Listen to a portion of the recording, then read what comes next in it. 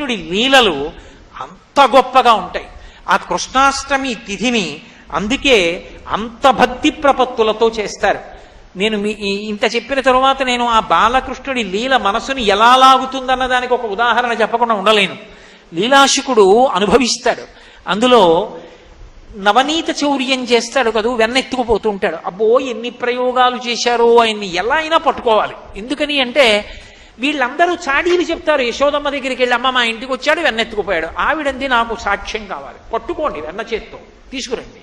అలా దొరికితే కదూ, దొరకడు ఎప్పుడు. ఒక ఆవిడ గంటలు కట్టింది పాపం.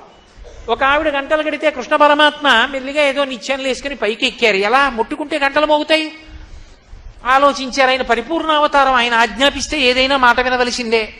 ఓ గంటలారా మీరు మోగకండి అన్నాడు. అలాగే చక్కగా అందులో చెయ్యి పెట్టాడు, వెన్న తీశాడు, ఉంచాడు. వెన్న తీసి పిల్లలందరికీ పెట్టేశాడు.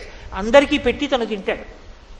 ఆఖరణచారుడు వెన్న తీసుకుని అందరూ వెళ్ళిపోయారు కదా అని ఇలా నోట్లో పెట్టుకున్నాడు. గనగనగనగన మోగి.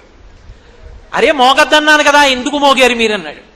అయ్యా నువ్వు వాళ్ళకి పెడితే మోగలేదు, నువ్వు తింటే నైవేద్యం, నైవేద్యం జరిగినప్పుడు గంట మోగడం అలవాటు, మేము మోగేశామన్నాడు.